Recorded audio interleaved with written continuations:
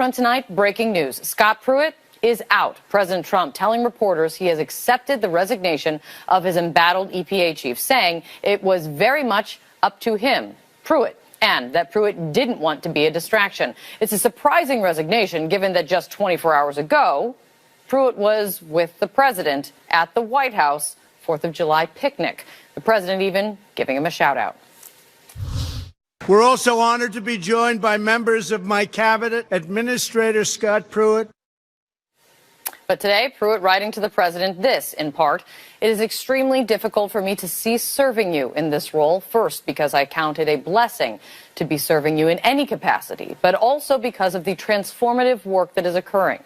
However, the unrelenting attacks on me personally, my family, are unprecedented and have taken a sizable toll on all of us. The unrelenting attacks Pruitt speaks of are actually a stream of scandals which he created, a stream of scandals being investigated by his own agency. The list goes on and on.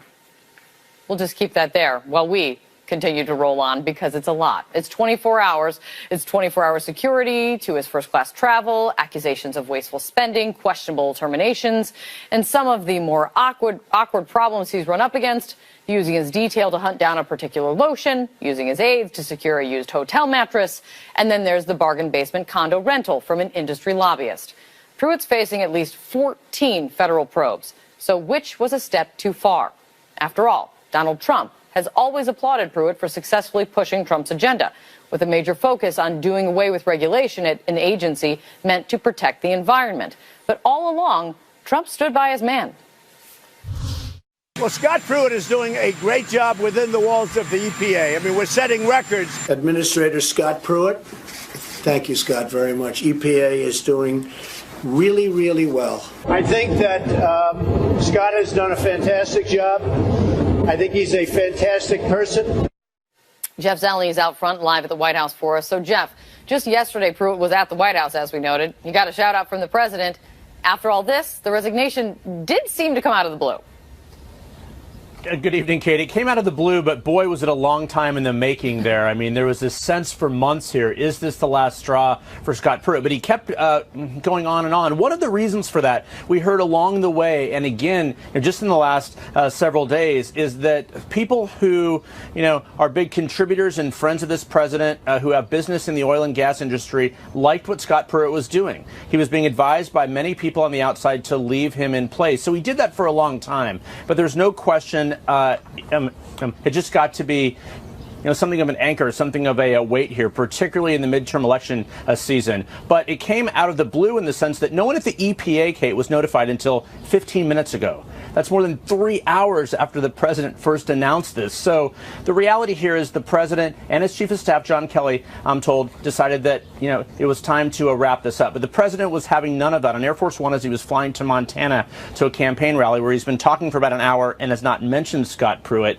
He praised Scott Pruitt and said this was entirely up to him. It was his decision. So they're trying to revise this history, essentially not talk about those investigations. But, Kate, we know tonight that at least a majority of those investigations are likely to go on and continue about the ethics improprieties during his time in office there. But certainly a long time coming, but perhaps bearing it during a holiday week. They hope by next week it's forgotten about. I'm sure they would hope it's tomorrow. But anyway, who's replacing Pruitt?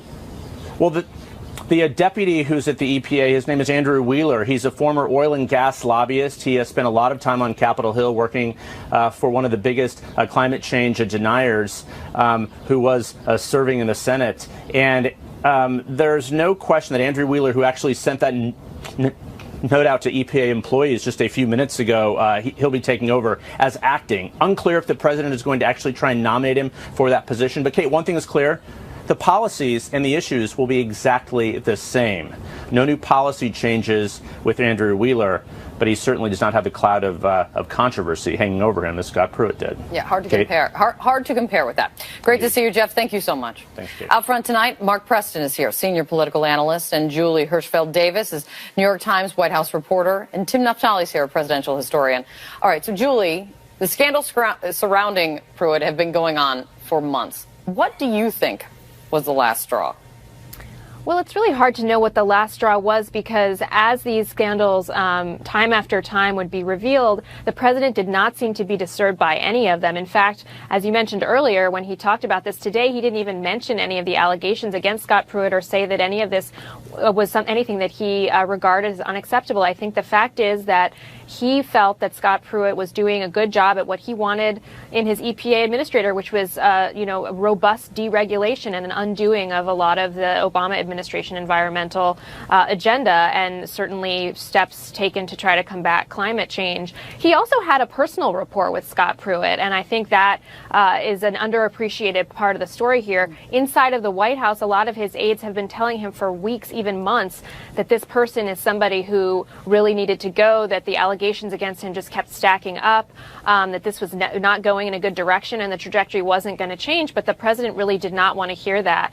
And so I think it's a mystery, actually, what was the final straw. But I do think that the fact that it is a midterm election season probably had something to do with it. If they want to continue this deregulatory trend, it's better to have someone there who doesn't have a cloud of scandal hanging over his head. And of course, he will take the agency in exactly the same direction, most likely. And Mark, President Trump on Air Force One on his way to Montana was asked if there was anything about the accusations against Pruitt that troubled him, and he wouldn't say. And Pruitt, in his resignation letter, notably wrote this in part, that the unrelenting attacks on me personally, my family, are unprecedented and have taken a sizable toll on all of us. No acknowledgement of the scandals by either Trump or Pruitt. So this is the media's fault? Well, it's interesting. I mean, there's no question that it's taken a sizable toll on Scott Pruitt and his family, but it is, we've been saying here for the past few minutes, it's all self-inflicted. These are all things that Scott Pruitt has done to himself. The reason why we hadn't seen President Trump, I think, come out and become critical of Scott Pruitt is that everything that Scott Pruitt was doing had really nothing to do with President Trump, in the sense that while it embarrassed him that his cabinet secretary was spending lavishly, was making questionable judgments and hirings over at the EPA, it didn't really affect President Trump, because what President Trump had at the EPA was somebody who did everything that he wanted him to do, as did conservatives all throughout Washington. That's why you didn't hear this drumbeat of Scott Pruitt has got to go. You heard some voices in the Republican Party, such as Susan Collins, a few others, but the bottom line is that they liked what Scott Pruitt was doing. But it's gotten too hot right now. We're heading into a midterm elections, and Scott Pruitt had to go. Tim, I can't get off of it. I just find myself wondering, though, what's the difference between allegation 14 and allegation 4 when it comes to him? I mean, listen to the president just a month ago. Well, Scott Pruitt is doing a great job within the walls of the EPA. I mean, we're setting records. Outside, he's being attacked very viciously by the press. And I'm not saying that he's blameless, but we'll see what happens. Well, here's a guess. I think it's the fact that you've got a SCOTUS appointment that's going to be announced on Monday, and this is a distraction. This is a thing to get rid of. You want to, if the trajectory, as Jeff was saying, if the trajectory is going to get worse and worse, you may as well get rid of them now. Yes, the midterms are a factor. In Trump country, corruption is a very good issue for Democrats to run on, and this was an EPA administrator who actually had a portable swamp with him. But I think the timing may be a function of the fact that we've got an appointment, we've got a SCOTUS announcement coming up next week. Julie, no one can forget that the president promised over and over again that he was going to be hiring the best people. If we need a little walk down memory lane, which I always love, here it is. I have the best people lined up. The cabinet, we're going to have all the best people. We're going to find out who they are. We're going to use our smartest and our best. We're not using political hacks anymore. We want experts, our finest people. We don't want people that are B level, C level, D level. We have to get our absolute best. So according to the Associated Press tonight, Trump has had more turnover of cabinet-level positions than any president at this point in the presidency in the last 100 years, Julie. What does that say about how this administration is functioning? Well, I think it says two things. One, in this case, I think if you asked Donald Trump, he would say that Scott Pruitt was the best person to run EPA, which shows you what a narrow view he had of what a cabinet member needs to do. I mean, you heard him talk about within the four walls of the EPA, he was doing great work in the president's eyes. But outside of the agency, if you are running your agency in a way that disregards the law and disregards, the public trust, that most presidents would not see that as a good member of the cabinet. Secondly, I think it really is this this administration's lack of vetting just coming back to really bite them, because so many of the people who have had to leave in disgrace or in amid a cloud of scandal, it was a question of not having known something from their background or not having adequately vetted the person in advance. And so I think that's been a real deficiency here and has prevented him, in fact, from finding the best people. Well, Tim, give me some perspective on the historical front. If this is more turnover that we've seen on the cabinet level in 100 years, what does it say? Well, it says a lot about the Woodrow Wilson administration. No, I mean, I know. I think it goes back to the fact that this president said he'd be unpresidential, and he was proud of it. The president said that he would find better people, and actually he's had a hard time. The key right now, okay, is the extent to which the American people will see this turmoil as a product of an ineffective president, or will blame other reasons for this turmoil. There is no question but that Donald Trump is not an easy person to work for. There is no question but that he requires a level of sycophancy and support that is unusual for presidents. And Scott Pruitt gave him that level of support.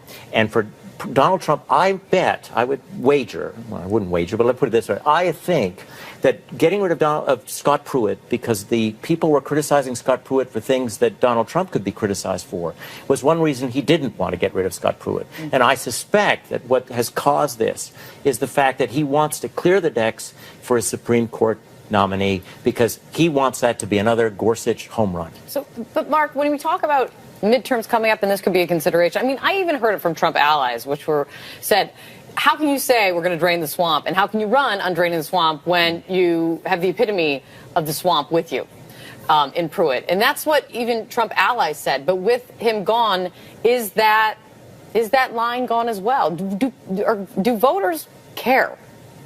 Well, let's just look at it from the Republican perspective. There are a lot of Republicans out there, conservatives, that are upset that Scott Pruitt has left. They thought he's done a good job. Yeah. And quite frankly, these are the 85 to 90% of the people who think that Donald Trump is doing a good job. So the base is solid. They're going to be disappointed. Where this is going to help, though, is on the edges. When you're looking at independent voters right now who may not have the same hard edge views when it comes to issues as the environment as Scott Pruitt did. Now, as Julie noted, and absolutely so, is that the person who's following the footsteps is going to be the same, if not even more hardline. So it is going to go into the midterm elections, and we'll see how it plays out. Yep. All right. Great to see you guys.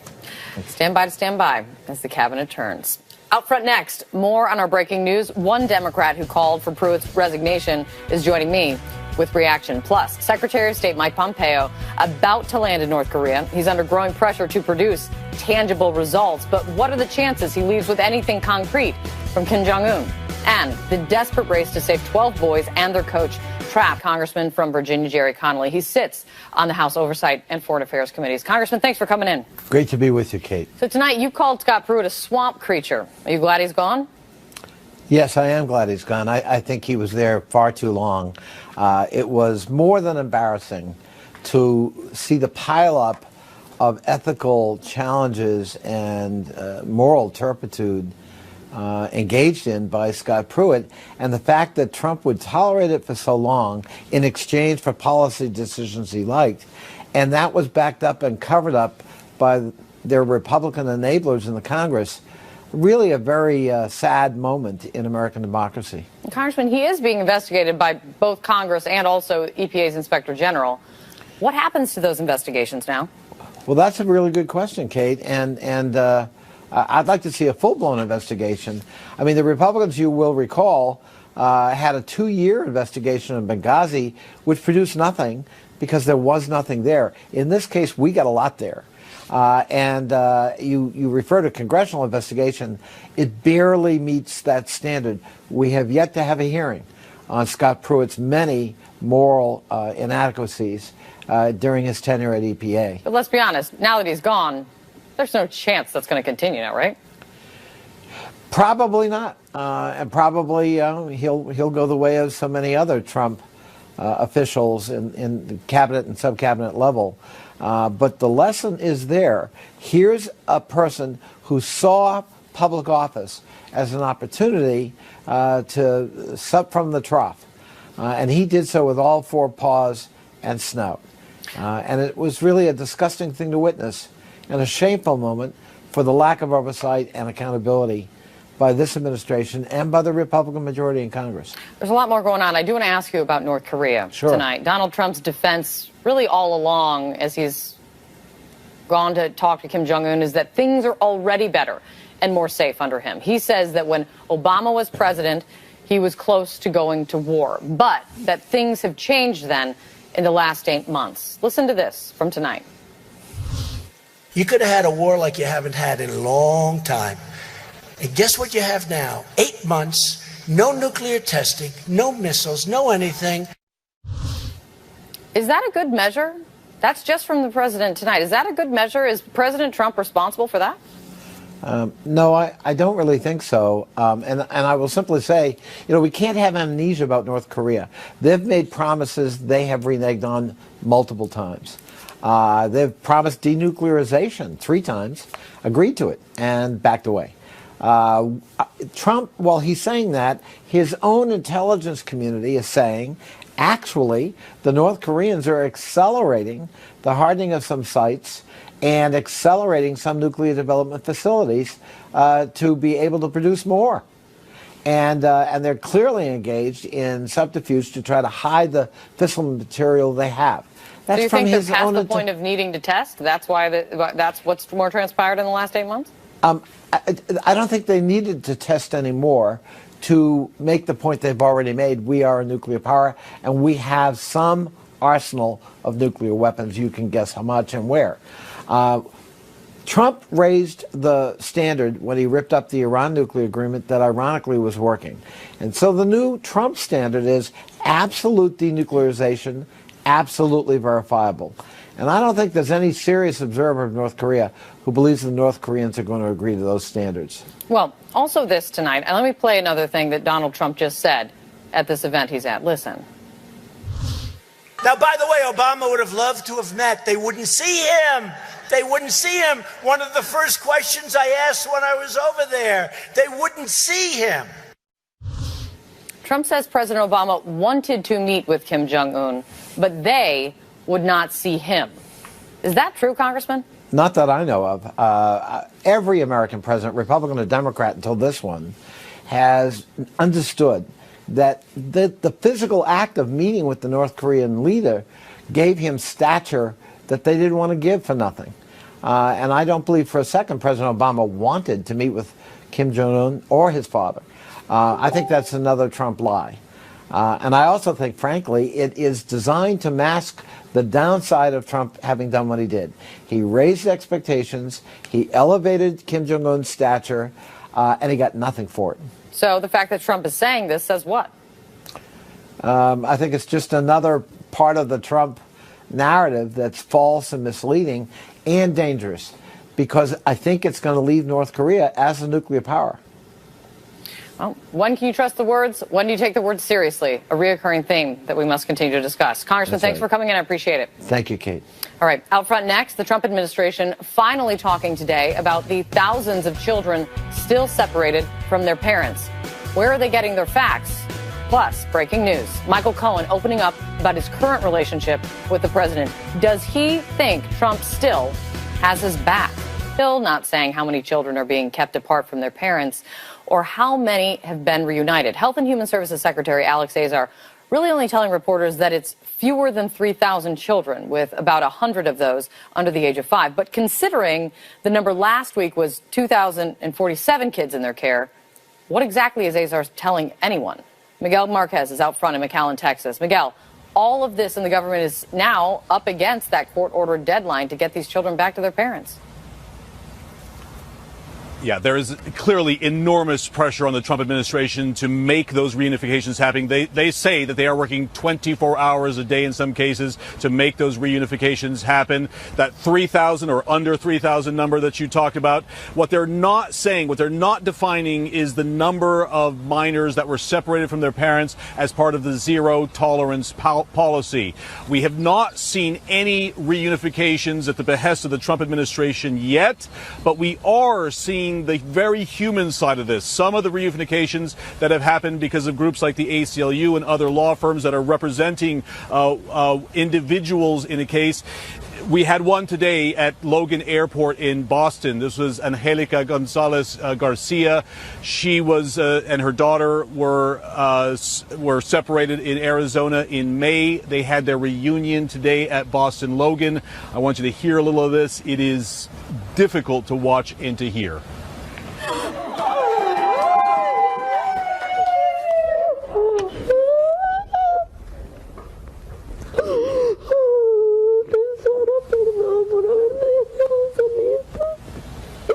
Now, she is, amazingly enough, one of the lucky ones. She had lawyers backing her up. She was able to get her initial asylum claim, the credible fear test, as they call it. She passed that. Then she was able to get bond. Then she got out, and then she was able to identify where her child was.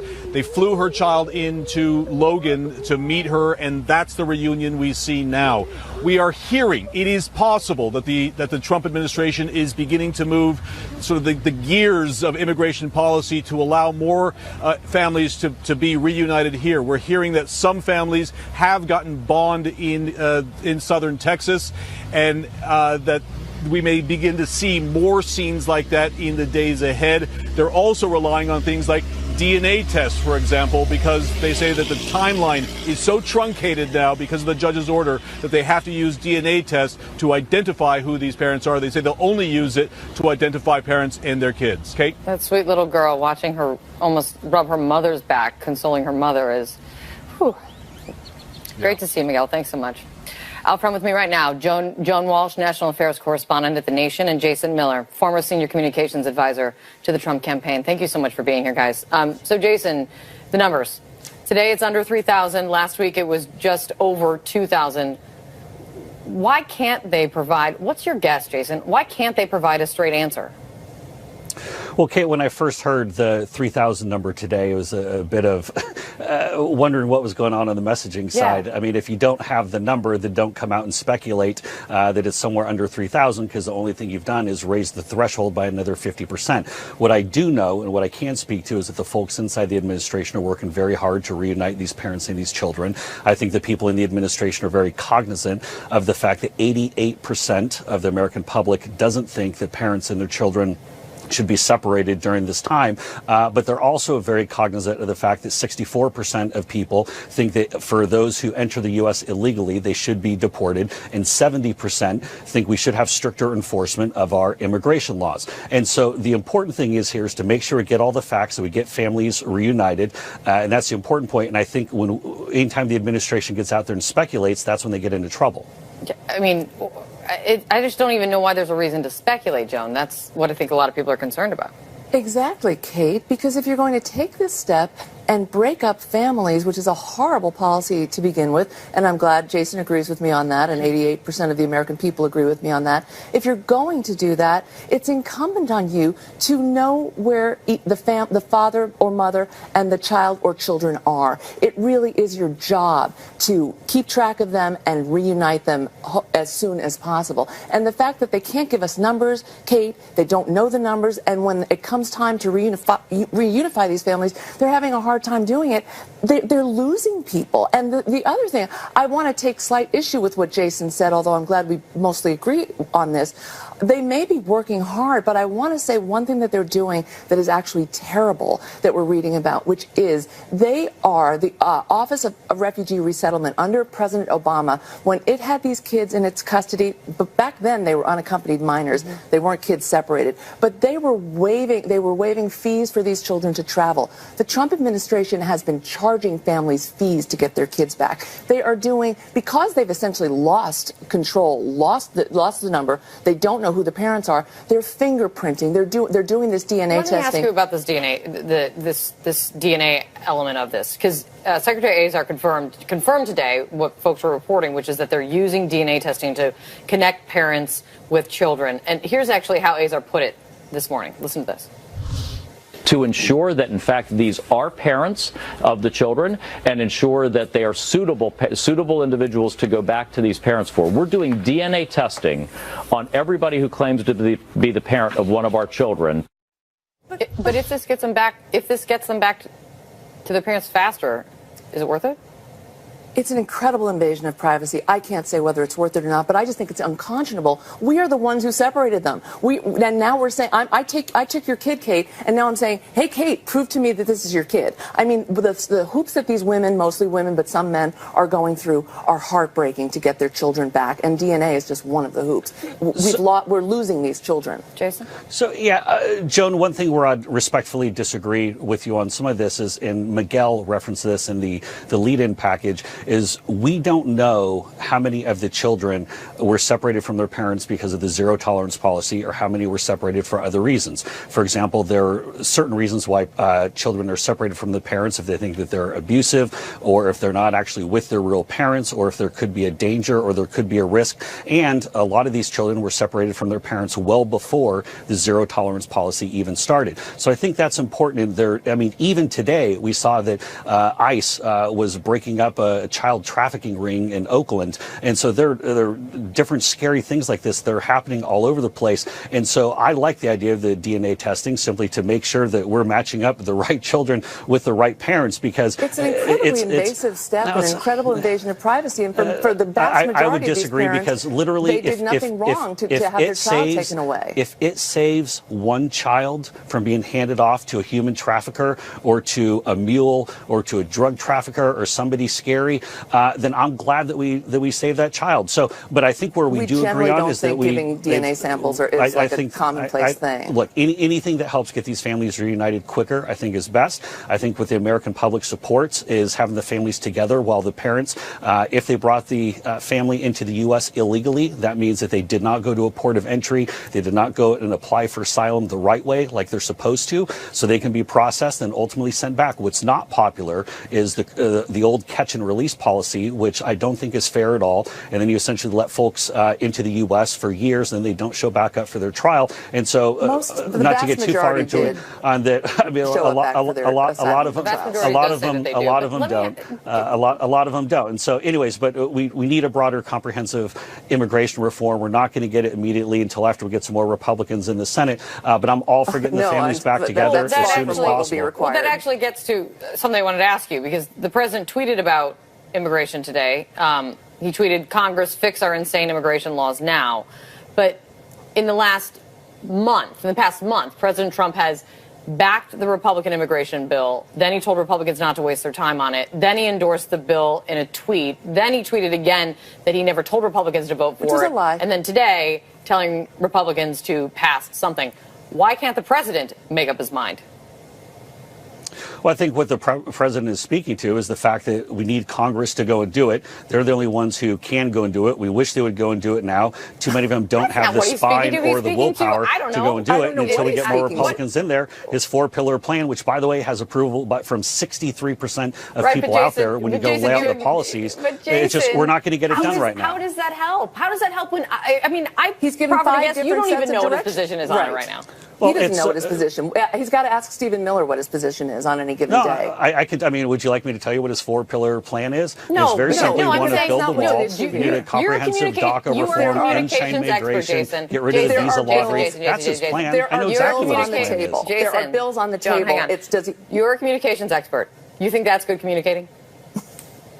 His full plan has been communicated? His 5 what I laid out for you tweets. and what he said to reporters. I'm sorry, and tweeted out. You guys are both talking at me at the same time. I couldn't hear, but look, it's... No one was talking when I laid it out for you. Come on, Jason. I think what the president is trying to do is trying to keep the issue front and center. I think he knows that until we get more Republicans in and until we have going to this next Congress, so we're not going to get it done. But obviously it's an issue that he thinks is a winner going into the fall. And I think if Democrats continue to take the bait on things like abolish ICE and going too far to the left, I think the president's probably right.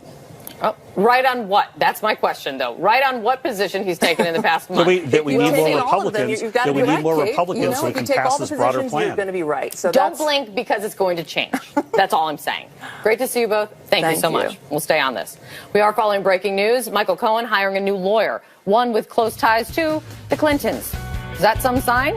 and the dangerous mission to save 13 people trapped in a cave stalled by major obstacles. We've got the latest from the ground. Attorney, self-described fixer, and fierce defender is now maybe no longer any of those things. This on the heels of Cohen declaring in an interview that his loyalty is to his family and his country before anyone else, raising new questions about whether Cohen will flip on Trump if needed. Kara Scannell is out front with me now. So, Kara, you have this new reporting. What are you learning about Cohen's mindset?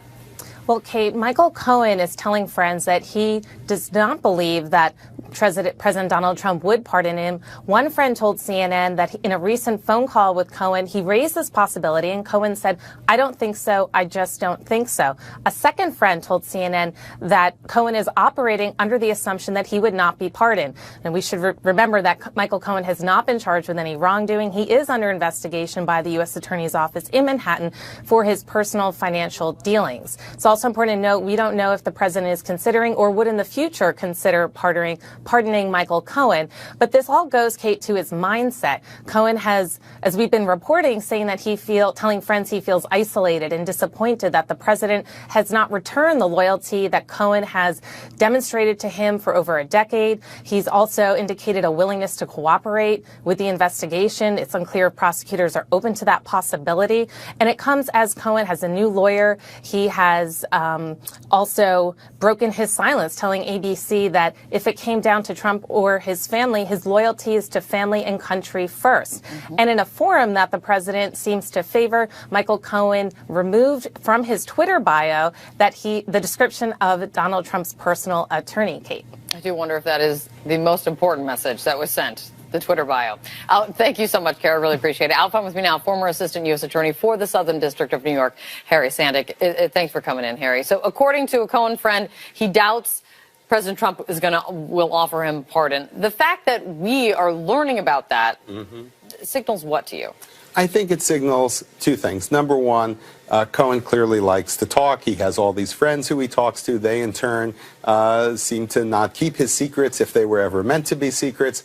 I think the other thing it tells us is that he's letting the president know, because I don't have confidence that you're going to give me a pardon, I'm just going to have to proceed and do whatever is best for me. And so maybe that is, in some indirect way, a message to the president. Also, we learned tonight that Lanny Davis, a well-known name from the Bill Clinton White House, of course, is now advising Cohen. Davis put out a statement saying that as an attorney, I've talked to Michael many times in the last 2 weeks. Michael Cohen deserves to tell his side of the story, subject, of course, to the advice of counsel. Should this tell folks anything about where this is all headed if Lanny Davis is on board now? I think it says at least two things. Number one, he's picking a publicist lawyer. I mean, Lanny Davis has legal practice, but he's also known for going on TV and talking about his clients a lot. And that's an important part in some white-collar cases, and it may be here, particularly if he expects that the president's going to be very critical of him or the president's surrogates will be critical of him. The other thing it says is to hire a lawyer who is very close to the Clintons after a campaign against the Clintons seems to be making a statement. Real quick, Harry, there's the fact that Cohen is even talking about a pardon and no charges have been filed. It seems very cart before the horse here. It does seem a little cart before the horse in that nothing publicly has happened, and maybe the charges will never drop. But one assumes, based on the strength of the evidence that you need to get a search warrant for a lawyer's office, that there is something out there. All right, Harry, great to see you. Thanks so much. Thank you. Out front for us next, a race against time and heavy rains. Rescue teams now pumping oxygen into a cave where a soccer team is trapped, and that's not the only new challenge. Even attempt an escape through the narrow waterlogged passageways. This, as a massive and dangerous amount of rain is on the way. Matt Rivers is out front. It's a race against time in Thailand. Rescuers drilling through rock, removing stones by hand. They're pumping as much water out of the cave's passageways as they can while they can. We are draining out the water all the time, but no matter what, water is still coming in. Torrential rains are expected to begin Sunday, threatening to wash away their efforts and their hopes of a timely rescue. More than 2 miles inside the cave, a supply of food and oxygen keeps the soccer team smiling. But medical experts say at least 3 of them, including the coach, are too malnourished to evacuate safely. Still, 13 sets of diving equipment have been prepared, in case of a hasty emergency exit. We just have to assess everything at the moment. We have to see what the conditions bring, what the water levels inside the cave do, and what options are available to us. After one failed attempt, communication lines are being fed again through Winding Stone in hopes of connecting those inside with rescuers and family above. It would be a much-needed boost, both for morale and expediency. To deliver information from inside the cave, Navy SEALs have to dive for 11 hours. We spend 6 hours going in and another 5 hours coming out. This is our main obstacle.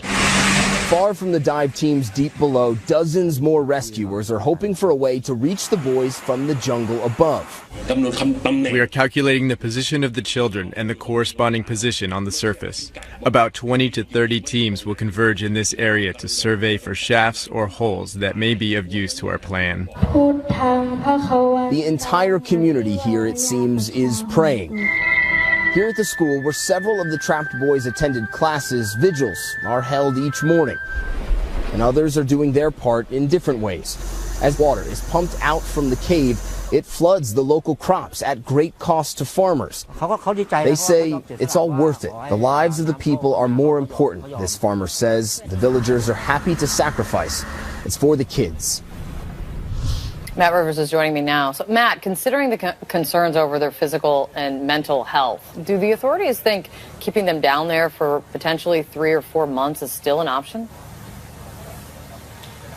The short answer is yes. They're not taking any options off the table at this point, Kate, although it is certainly not the preferred option. We heard from the governor of Chiang Rai province overnight. What he wants to happen is to continue to lower the water levels in the cave, to continue to pump out millions of gallons of water, and the goal is to get the water levels down so the kids can actually walk out. But we are expecting rain, and so whether that is actually an option that is feasible, that really just depends on Mother Nature, Kate.